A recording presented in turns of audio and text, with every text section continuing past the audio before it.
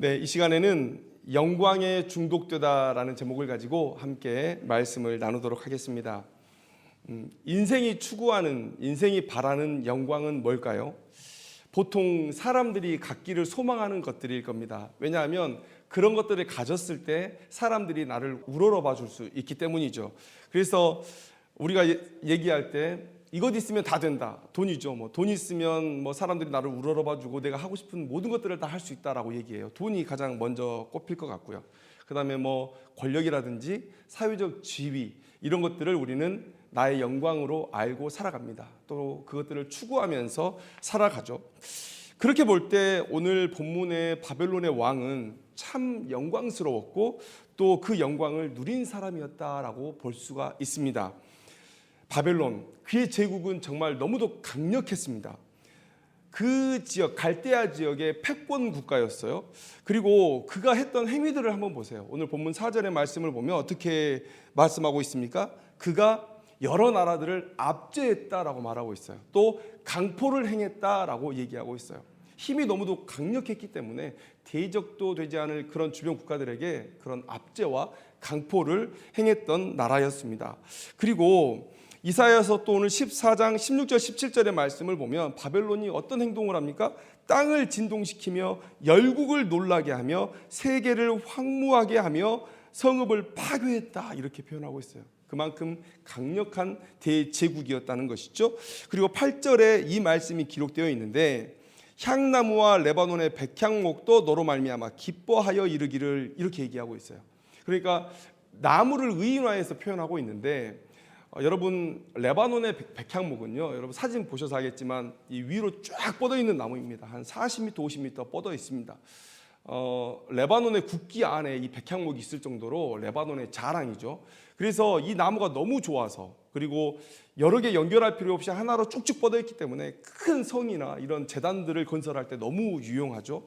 그래서 때가 되면 항상 이 땅을 점령하고 있던 나라에서는 철마다 가서 그 나무를 베어오는 게 일이었다는 거예요. 그런데 이 표현은 어떻습니까? 지금 바벨론이라는 나라가 이 레바논까지 점령하고 있어서 언제든지 나무를 패어간다는 거예요. 그 다음에 대제국이 건설될 때마다 건설의 붐이 일어나죠. 그러니까 더 많은 나무들이 필요했을 것입니다. 그러니까 이 나무들이 아팠다는 거예요. 힘들었다는 거예요. 그런데 나무들이 이제 바벨론 제국이 멸망을 했으니 자기를 베어갈 세력이 없어지니 너무 좋다라고 노래를 부르고 있다고 얘기하고 있는 거예요. 여러분 바벨론이 그만큼 엄청난 대제국이었다. 영광스러웠고 영광을 누리던 나라였다라고 오늘 성경은 우리에게 얘기하고 있습니다. 그런데 오늘 우리 성도님들 함께 말씀을 읽을 때에 느끼셨겠지만 이 예언이 그렇게 아름다운 미래를 얘기하고 있지 않습니다. 바벨론 망할 거야, 고통당할 거야 라는 예언을 하고 있거든요. 바벨론의 영광이 쉬 사라질 거다라고 예언을 하고 있어요. 그리고 실제 바벨론의 영광은 오래가지 못했습니다. 여러분 아마 한 번쯤은 다 들어봤을 이름이에요. 느부갓네살, 바벨론 제국의 최전성기를 이끌었던 왕인데 마지막 왕 벨사살에 이르기까지 그 기간이 불과 60년밖에 안 돼요. 엄청나게 영광스러웠던 그 찬란했던 그 제국의 그 명운이 갑자기 사그러드는데 60년밖에 들지 않았다는 거예요. 왜 이렇게 되었을까? 왜 이렇게 되었을까? 여러분 결론을 먼저 말씀드리면 이 바벨론 왕이 하나님의 영광을 탐했기 때문에 그렇습니다. 이사야서를 우리가 읽다 보면 경영이라는 말이 나옵니다. 경영. 우리가 회사를 경영하다 할 때 그런 경영의 의미인데요. 계획을 세워서 어떤 일을 해 나간다라고 할 때 우리가 경영이라는 말을 사용합니다. 자, 그런데 우리가 신앙 안에서 계획을 세우고 어떤 일을 해 나가시는 분은 누구십니까? 계획을 세우시는 분도 하나님이시고 그 계획을 이끌어 가시는 분도 하나님이세요. 그래서 이사야서는 경영하시는 하나님에 대해서 여러 번 얘기를 해주고 있는 것입니다. 그래서 그 목적 안에서 이 바벨론도 쓰임을 받은 거예요. 바벨론이 어떤 자격이 있어서 하나님 앞에 뭔가 예쁘게 보여서 그가 이런 영광을 누린 것이 아닙니다. 여러분 하나님의 계획은 무엇입니까? 인간이 죄로 인해서 하나님을 떠났어요. 그래서 이 신학자들은 이 역사를 구속사라고 얘기합니다. 구원사라고 얘기를 해요. 그러니까 창조 초기에 하나님을 떠나버렸던 그 인간을 다시 하나님 앞으로 불러오는 역사다라고 얘기를 하는 거예요. 그래서 구속의 관점에서 이 역사가 흘러오고 있다. 그래서 이 인류를 구원하시기 위해서 하나님께서는 먼저 이스라엘을 택하셨습니다. 이스라엘의 거룩한 삶을 보고 그들이 얼마나 잘 되는지를 보고 많은 백성들이 하나님 앞으로 나아오게끔 하려는 그게 하나님의 계획이었어요. 그런데 남유다가 이스라엘이 하나님 앞에 죄악을 짓습니다. 하나님의 뜻대로 행하지 않아요. 그리고 그 주변국들도 죄악으로 열심히 치달아가고 있습니다. 그러니까 하나님께서 이 땅을 심판해야 되겠다. 남유다를 심판해야 되겠다. 그리고 그 주변국들을 심판해야 되겠다라는 그런 마음을 가지시고 이 바벨론이라는 나라를 쓰시게 된 거예요. 그러면 그 심판을 위해서는 그가 힘을 가져야 되겠죠. 그래서 하나님께서 그 바벨론이라는 나라에게도 힘을 주신 것입니다. 여러분, 우리가 사실 하나님의 역사에서 은혜라는 단어를 빼고는 우리가 설명할 길이 없어요. 왜 내가 이 나라에 태어났고, 왜 내가 이런 부모님을 만났고, 내가 왜 이렇게 살아가고 있는지, 이거 사실 은혜를 빼면 사실 달리 할 수 있는 말이 없습니다. 우연이라고요? 아니요. 신앙을 가진 사람들은 우연이라는 단어를 쓰지 않습니다. 다 하나님의 경영하심 아래 이 일들이 있는 것이죠. 그래서 이 바벨론도 하나님의 은혜로 그가 영광을 누리게 된 거예요. 그가 영광을 누리게 된 건데, 그런데 하나님께서 허락하신 그 영광에 그가 머무르지 않았다는 거예요. 더 큰 영광을 탐했다. 여러분, 죄가 없던 그 시절에도 인간의 마음은, 그 자유의지는 하나님의 영광을 탐하는 방향으로 치우쳤다는 것도 우리가 알고 있습니다. 죄가 없었어요. 하나님은 백지 상태의 인간을 만들어 놓고 하나님께서 계속해서 가르치고 만나시고 자신의 능력을 보여주시면서 자신의 뜻을 따라서 살기를 원하셨던 거예요. 여러분, 그 이상 어떻게 해줄 수 있어요? 인간에게 이 선택할 수 있는 자유를 주셨는데, 하나님께서 내가 너의 하나님이다, 나를 따를 때 너희가 행복하다라는 것을 계속 보여주셨단 말이에요. 그리고 그것들을 누리면서 살아왔어요. 그런데 뱀의 꼬임에 빠져서 하나님의 영광을 탐하게 되죠. 하나님과 같이 되려고 하죠. 그런데 여러분, 이 죄악이 누구로부터 시작됐습니까? 사탄에게서부터 시작된 거예요. 사탄에게서. 여러분, 오늘 12절에서 14절까지의 말씀, 귀한 말씀이에요. 왜냐하면 우리가 창세기를 읽다 보면 이런 의문이 생깁니다. 하나님께서 모든 창조가 선하다 하셨는데 갑자기 사탄이 등장한단 말이에요. 이걸 우리가 어떻게 이해해야 되느냐. 그런데 오늘 이 본문이 우리가 사탄을, 마귀의 왕을 이해하는데 큰 도움이 되는 본문입니다. 자, 12절 말씀 한번 읽으면, 너 아침의 아들 계명성이여 어찌 그리 하늘에서 떨어졌으며 너 열국을 엎은 자여 어찌 그리 땅에 찍혔는고, 이렇게 말씀하고 있죠. 바벨론을 이야기하는 본문 속에서 얘기하는 거예요. 그래서 이 아침의 아들 계명성은 먼저는 바벨론입니다. 그런데 그 뒤에 이야기를 보면 사탄의 이야기예요. 한번 읽어볼까요? 내가 내 마음에 이르기를 내가 하늘에 올라 하나님의 뭇별 위에 내 자리를 높이리라. 내가 북극 지폐의 산 위에 앉으리라. 가장 높은 구름에 올라가 지극히 높으니 하나님과 같아지리라 하는도다. 이렇게 얘기하고 있는 거예요. 그러니까 여러분, 우리가 예를 들어서 참 저 친구는 세종대왕처럼 지혜로워라고 얘기하면 과거에 세종대왕이 행했던 그 모습을 가지고 지금의 저 친구를 이해하려고 하는 거죠. 같은 모습이 있다는 거예요. 마찬가지입니다. 지금 바벨론에 대한 이야기 속에 사탄의 이야기를 집어넣는 것은 바벨론의 행위가 매우 사탄적이다라는 얘기를 하고 싶은 거예요. 그런데 사탄이 무슨 일을 저질렀습니까? 하나님과 같이 되겠다고. 하나님과 같이 되겠다고 그가 하나님께서 허락하신 그 영광의 자리를 넘어서 버린 거죠. 사탄의 첫 출발도 매우 영광스러웠을 것으로 우리가 생각할 수 있습니다. 왜냐하면 영광스러운 피조물이었어요. 또 지위와 직분은 매우 거룩했고 그의 능력은 탁월했습니다. 이게 이 사탄의 첫 출발이었죠. 그런데 오늘 본문에서 우리가 읽었던 것처럼 하나님의 영광을 탐하는 거예요. 그래서 그가 땅에 쫓김을 받고 스올 맨 밑에 깔리는 그런 치욕스러운 일을 경험하게 된 것이죠. 바벨론의 이야기 속에 이 사탄의 이야기를 기록한 것은 지금 바벨론 왕이 사탄이 하고 있는 그 죄악을 저지르고 있다는 거예요. 바벨론 왕이 왜 그렇게 열심히 정복 전쟁을 하고 왜 멈춤 없이 계속해서 정복의 야욕을 꺾지 않았느냐, 그것에 대해서 정확히 얘기해 주고 있지 않은데 우리가 이 사탄의 이야기 속에서 바벨론 왕이 왜 그랬는지를 알 수 있는 거예요. 하나님께서 허락하신 그 전쟁에서 승리하고 하나님께서 허락하신 그 범위 안에서 심판을 행하고 있는데 그 정복해가는 과정 속에서 누리는 영광이 너무 큰 거예요. 그래서 그냥 멈춤없이 계속 달려나가는 거예요. 하나님께서 허락하시지 않는 영광까지도 자신이 취하려고 했던 거예요. 여러분, 교만의 정체가 뭡니까? 교만의 정체. 나 잘났다, 나 잘났다. 더 본질적인 것은요, 하나님의 영광을 도둑질하는 게 교만입니다. 아까 제가 말씀드렸잖아요. 경영의 관점에서 하나님께서 계획하시고 그 일을 이끌어 가십니다. 그런데 내가 가지고 있는 것을 내 것이라고 얘기하고 나를 위해 사용하고 또 내가 수고해서 이 모든 것들을 얻었다라고 얘기하는 거예요. 이게 교만인 거예요. 신자는 내 것이라고 얘기하지 않고 내 수고의 열매라고 얘기하지 않습니다.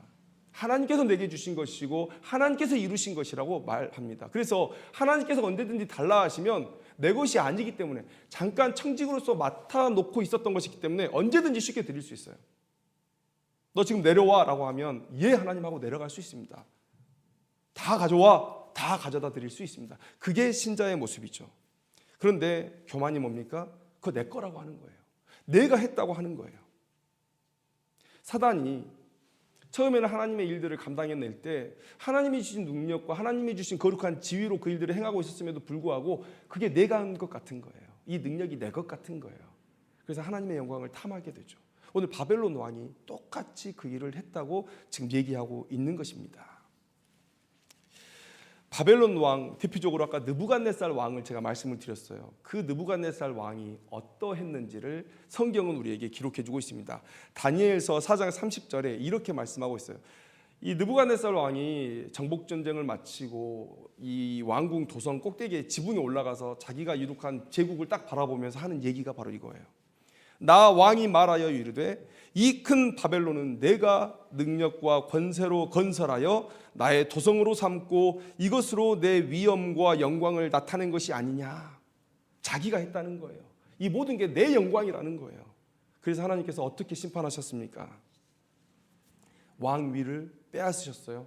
7년을 짐승처럼 살게 하셨어요. 마치 오늘 본문에 사단이 수월 맨 아래에 깔려서 지렁이에게 깔려있는 그런 것과 똑같은 왕의 지위, 세계에서 가장 강력한 제국의 왕의 지위에서 가장 영광스러운 지위에서 가장 비천한 자로 내려버리시는 사단이 겪었던 일을 하나님께서 이 바벨론 왕 느부갓네살에게 겪게 하시는 거예요. 무슨 얘기입니까? 지금 바벨론이라는 나라가 하나님께서 허락하신 그 범위를 넘어서서 내가 준 것, 내가 이룬 것을 가지고 자기의 것으로 삼으려고 한다. 교만은 패망의 선봉이다. 여러분, 사단이 그 일을 가장 먼저 보여준 피조물이고, 그리고 그 이후에 이 사단의 뒤를 따라서 많은 교만했던 사람들이 패망의 길로 갔음을 성경은 우리에게 얘기해주고 있습니다. 오늘 이 바벨론도 그 길을 걸어가고 있다라고 성경은 우리에게 말씀해주고 있다는 거예요. 여러분, 우리는 아까도 말씀드렸지만 하나님의 영광을 자꾸만 내 것이라고 주장을 하려고 합니다. 죄가 없을 때조차 그랬어요. 그러니 죄인 된 지금에 와서 우리는 얼마나 더 하나님의 것을 탐하려고 하느냐. 여러분, 하나님께서 주시는 모든 것은요, 이 세상의 것들이에요. 그래서 이 세상의 것들과 모양이 같습니다. 그래서 하나님께서 자기의 일을 위해서 누군가에게는 재물을 줄 수 있습니다. 누군가에게는 건강을 줄 수도 있어요. 누군가에게는 권력을 줄 수 있습니다. 누군가에게는 지식과 지혜를 주실 수도 있어요. 세상이 가지고 싶어하는 것들과 모양이 같습니다. 그런데 뭐가 달라요? 목적이 달라요. 세상의 것들은 자기를 위해서 쓸 수 있지만 하나님의 것이라고 고백하는 사람은요, 이것을 하나님의 목적을 위해서 사용하는 거예요. 그게 다릅니다. 그래서 여러분, 우리에게 주어지는 것들이 영광스러운 것들이에요. 왜냐? 하나님께서 주신 것이기 때문에. 그러면 하나님의 자리를 벗어나지 않고 하나님의 영광을 탐하지 않는 그런 교만이 아닌 겸손한 사람들은 어떻게 생각하고 살아가느냐? 하나님의 목적이 있다, 하나님의 계획이 있다라고 여기고 하나님이 이끄시는 대로 이것을 드리는데 주저함이 없는 삶을 산다는 거예요. 그런데 바벨론이 그러지 않았다는 거예요. 이 세상을 살아가는 많은 교만한 하나님의 백성들이 그렇게 살고 있지 않다는 거예요. 주신 것의 목적이 나를 향할 때 그것은 나와 모두를 죽이는 것이 될 것입니다. 주신 것이 다시 하나님을 향할 때 그것은 나와 모두를 살리는 것이 될 거예요. 그게 진짜 영광이에요. 그게 신자의 진짜 영광이라는 거예요. 그런데 바벨론 왕이 어떠했습니까? 하나님이 주신 게 너무 큰 거예요. 그것을 하나하나 맛봅니다. 내 것 같아요. 그리고 전쟁터에 나가서 싸우는데 이기는 거예요. 그러나 전쟁의 승리를 통해서 또 세상의 영광을 하나씩 하나씩 맛보는 거예요. 그렇게 그 영광에 중독이 되어버린다. 영광에 중독이 되어버린다라는 거예요. 여러분, 우리가 마약 중독되면 헤어나오기가 너무 힘들잖아요. 최근에 펜타닐이라는 마약은 필로폰의 100배의 중독성을 가지고 있다고 해요. 이게 상상이 되지 않습니다. 한번 그냥 복용을 하게 되면 주사를 맞는지 먹는지는 모르겠지만 한번 어떻게든 내 몸 안에 들어오면 이걸 끊어낼 수 있을까? 근데 여러분, 우리가 진짜 신자로서 두려워해야 될 것 또 하나는 뭐냐면 바로 이 교만이에요. 하나님의 영광을 자꾸만 가르쳐야 하고 그것을 조금씩 맛보잖아요. 그러면 내가 죽는지 모르고 사지로 끌려갑니다.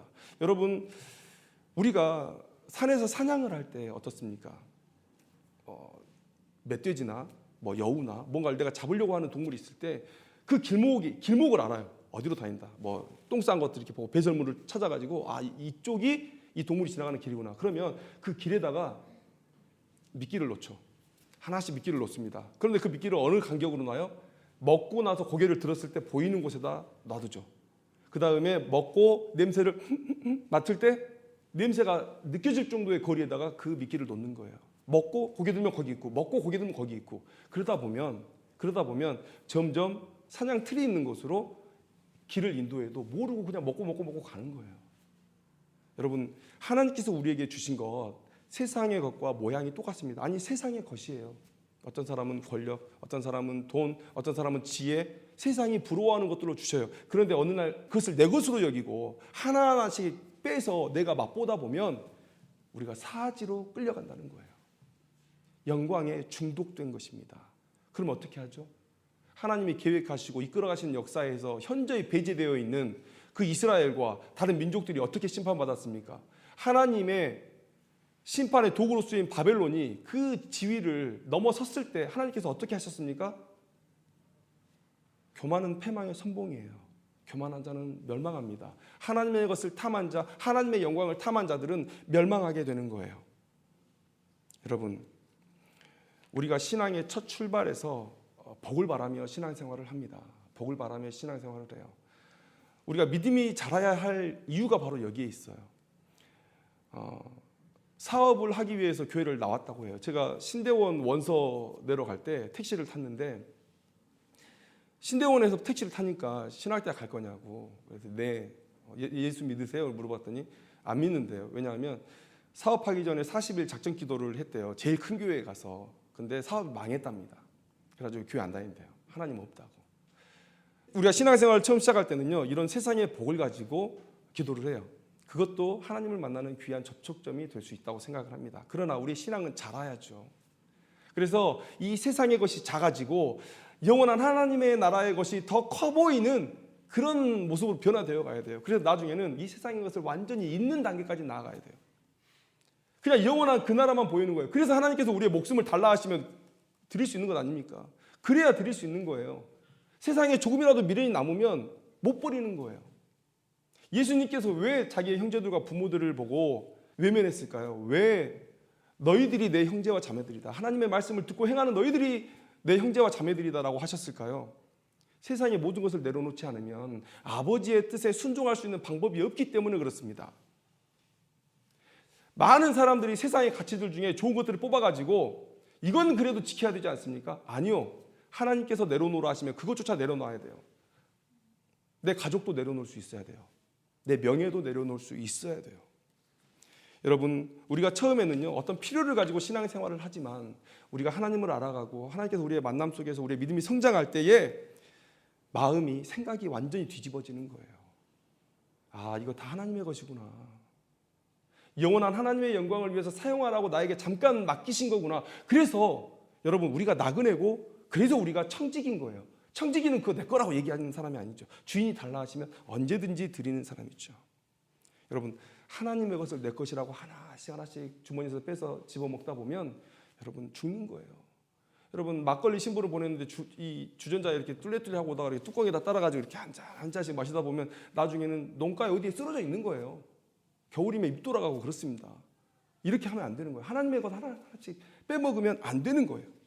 야고보서 4장 10절 말씀에 주 앞에서 낮추라 그리하면 주께서 너희를 높이시리라. 우리가 이 말씀을 붙들고 이 세상의 영광을 취하는 것 우리가 거절해야 되는 거예요. 적극적으로 거절해야 되는 거예요. 여러분, 사도 바울이 1차 전도여행을 나갔습니다. 그런데 하나님께서 사도 바울을 통해서 놀라운 일들을 일으키시는 거예요. 그래서 나면서 안진뱅이였고 한 번도 걸어보지 못한 자를 루스드라라는 곳에서 이렇게 세웁니다. 그랬더니 많은 사람들이 이 사도 바울에게 헤르메스, 또 바나바에게는 제우스다, 신이 우리에게 왔다, 이렇게 막 소리 지르고 열광하는 거예요. 그런데 우리 같으면 어떻습니까? 우리 같으면 괜찮습니다 뭐 이렇게 적당하게 그만하세요 뭐 이렇게 할 것 같아요. 그런데 사도 바울이 어떻게 행동합니까? 사도행전 14장 14절 15절 말씀에 두 사도 바나바와 바울이 듣고 옷을 찢고 무리 가운데 뛰어들어가서 소리질러 이렇게 얘기해요. 아니 그 주변 사람들이 얼마나 당황했겠습니까? 우리가 무슨 나쁜 말도 한 것도 아니고 대단합니다 칭찬해주고 있는데 갑자기 막 옷을 찢고 무리 가운데로 달려들어가가지고 뭐라고 얘기합니까? 여러분이 어찌하여 이러한 일을 하느냐? 우리도 여러분과 같은 성정을 가진 사람이라. 여러분에게 복음을 전하는 것은 이런 헛된 일을 버리고 천지와 바다와 그 가운데 만물을 지으시고 살아계신 하나님께로 돌아오게 함이라. 나는 너희들과 같은 성정의 사람이다.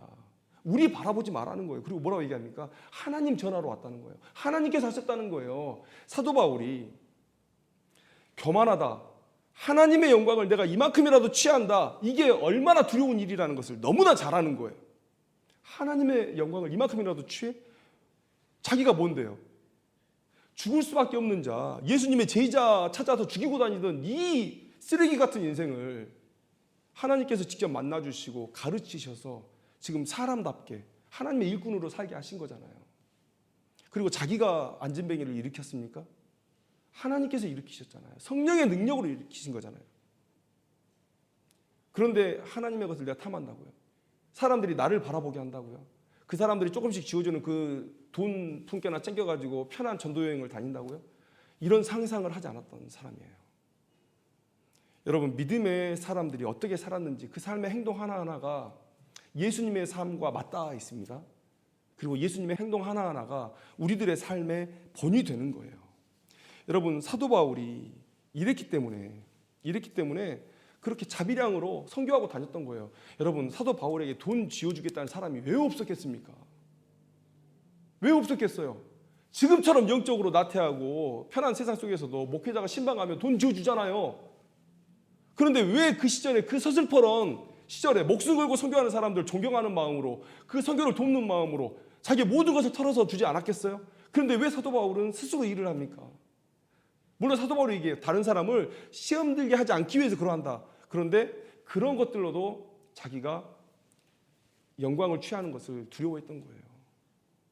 하나님께서 계획하시고 하나님께서 행하신 일을 가지고 왜 내가 이걸 가지고 먹고 살아야 되나? 심지어 고린도 교회에는요, 자기를 추종하는 세력들이 있었어요. 예수파, 게바파, 바울파, 아볼로파. 고린도 교회에 나를 추종하는 세력들이 있네? 그런데 그들을 같이 책망하잖아요. 바울파가 어디 있느냐? 아볼로파가 어디 있느냐? 우린 다 예수파다.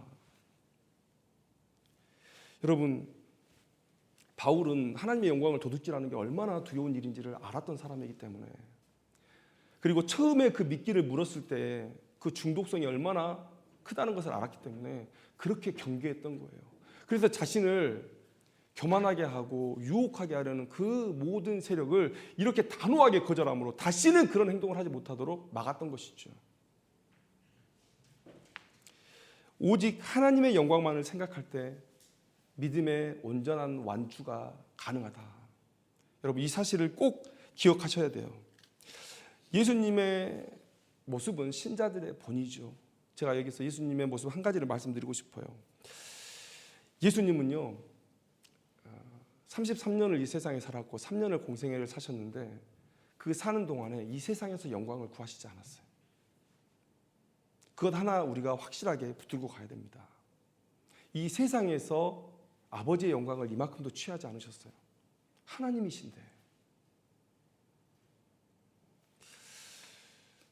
그 순종의 본을 우리에게 보여주셨다는 것이죠. 조금 어려운 얘기를 좀 드리고 싶어요. 우리가 예수님의 순종을 두 가지로 분류를 합니다. 수동적 순종, 능동적 순종을 얘기를 해요. 수동적 순종은 뭐냐면 십자가에 달리신 사역을 우리가 수동적 순종이라 그래요. 능동적 순종은 아담과 하와가 이 땅에서 성취하지 못한 그 삶의 순종을 하나님께서 완성하여 주신 거예요.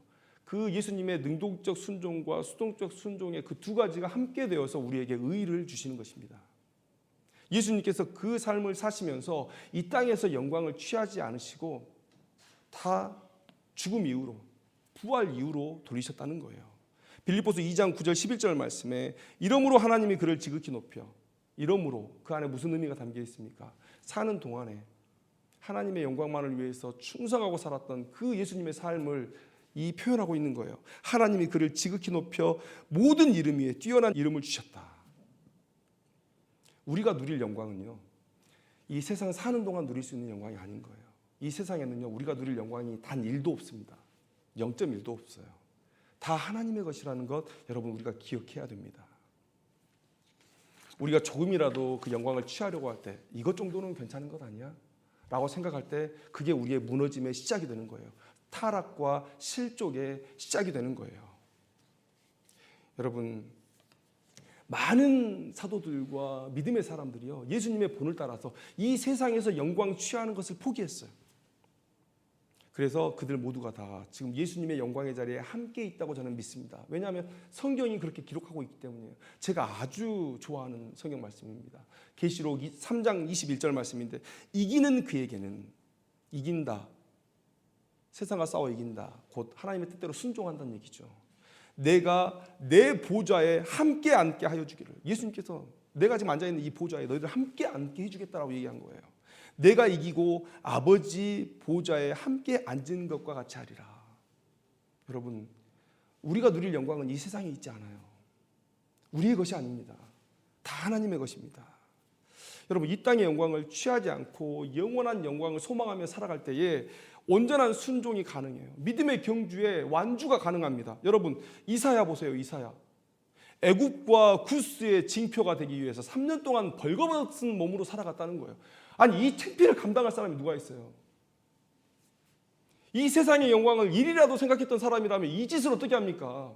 나를 지금까지 선지자로 보고 그렇게 나를 따랐던 사람이고, 여러분, 이사야는요, 혈통이 왕족이에요. 나를 아는 모든 사람들이 나를 비웃을 거야. 내가 쌓았던 모든 명성이 다 한순간에 무너질 거야. 우리나라를 위한 징표도 아니고 애국과 구스를 위한 징표로 내가 3년 동안을 벌거벗고 살아야 돼. 그런데 그렇게 삽니다.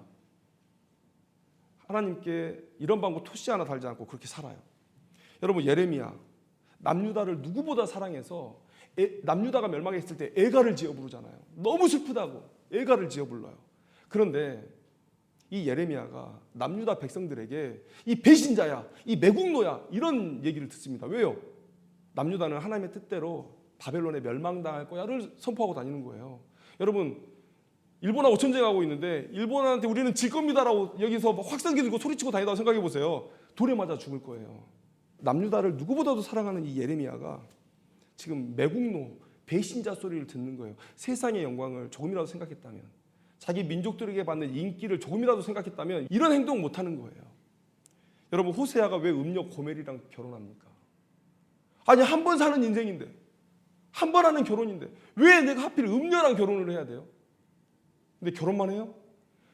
밖에 나가가지고 자꾸 바람 피고 들어와가지고 내 씨도 아닌 애들을 우리 집에다가 퍼지르고 내가 그 애들을 키우고 있는 거예요. 내가 왜 이렇게 살아야 돼요? 하나님, 제가 왜 이 일을 해야 됩니까? 라고 물을 수 있죠. 그러나 이들이 하나님의 그 소명에 모든 것들을 다 단박에 내려놓고 순종할 수 있었던 이유가 뭡니까? 이 세상 영광이 아니라 영원한 하나님의 영광을 사모하며 살아갔기 때문에 그래요. 여러분, 왜 내려놓는 게 그렇게 힘이 듭니까? 왜 내려놓는 게 그렇게 힘이 들어요?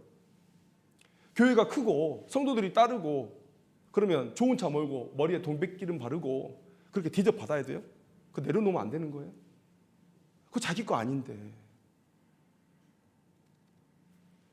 수고해서 돈을 좀 벌면 내가 이 정도는 써야 되지 않냐라고 얘기해요? 이 정도는 제가 누릴 수 있지 않습니까? 하나님 이렇게 얘기해요? 그게 아니란 말이에요. 그게 아니란 말이에요. 다 하나님의 것이라는 거예요. 어느 것 하나라도 내가 당연히 누려야 된다라고 생각하면 그건 하나님의 것을 뺏는 거예요. 그냥 도구로서 다 내어놔야 된다는 거예요. 어제 제가 영웅이라는 영화를 봤습니다.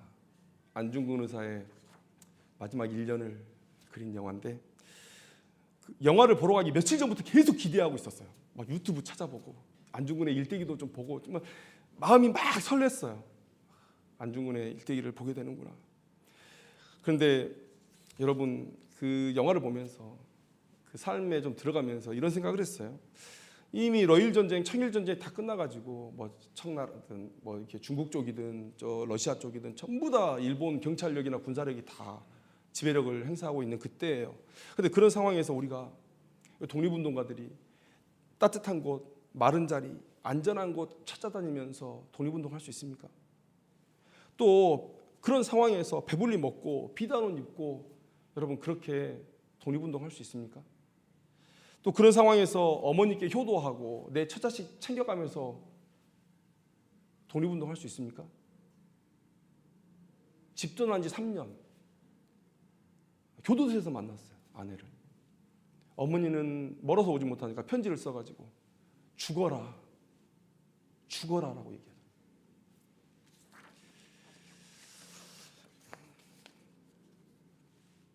조선이 승리했습니다. 해방됐어요. 이 안중근 의사가 행한 의거는 조선을 깨웠고 일본을 두렵게 했고 세계를 놀라게 했어요. 지금도 최고의 독립운동가로 우리에게 인정되고 있습니다. 여러분 그 영화를 보면서 당연히 이게 목사라 보니까 신앙과 연결시키게 돼요. 신앙의 영웅은 어떤 사람일까? 똑같은 상황이 아닐까? 똑같은 상황이 아닐까? 이름이나 자신의 삶의 행적도 남기지 못하고 죽어갔던 수많은 주를 위한 일꾼들, 그런 사람들이 진짜 영웅이 아닐까. 히브리서 11장에 보면요 이런 일들을 당했다는 거예요. 고문을 받고 조롱과 채찍을 당하고 결박되어 옥에 갇히고 돌에 맞고 톱으로 켬을 당하고 칼로 죽임을 당하고 또 가난한 채로 자기 터전에 있지 못하고 유리 방황하면서 살아갔다는 거예요. 이게 진짜 우리가 맞닥뜨리는 영적 전쟁 아니겠느냐. 우리가 한 번 사는 인생인데도 불구하고 세상의 영광을 구하지 않고 치욕스러운 삶도 우리가 기꺼이 살아갈 수 있는 것은요 우리가 이 세상의 영광을 구하는 삶이 아니기 때문에 그렇습니다. 여러분 신자의 삶은 이렇게 세상 영광을 내 것이라 여기지 않고 내가 세상 영광을 누려야 되겠다라는 마음을 먹지 않을 때 그 완주가 가능하다. 그런 사람들이 곧 세상이 감당하지 못하는 하나님 나라의 영웅들이다라는 사실을 여러분 우리가 기억했으면 좋겠어요. 여러분 제가 항상 독립운동가들의 이야기를 듣고 영화를 보고 할 때마다 느끼는 건 뭐냐면 항상 도전이 되는 게 내가 저렇게 살 수 있을까? 내가 저 시대였으면 저렇게 살 수 있을까? 항상 죄책감을 가지고 그분들을 봐요. 영화를 보고 항상 그렇습니다. 여러분 그렇게 살게 해달라고 하나님 앞에 기도하는 우리들이 되었으면 좋겠어요.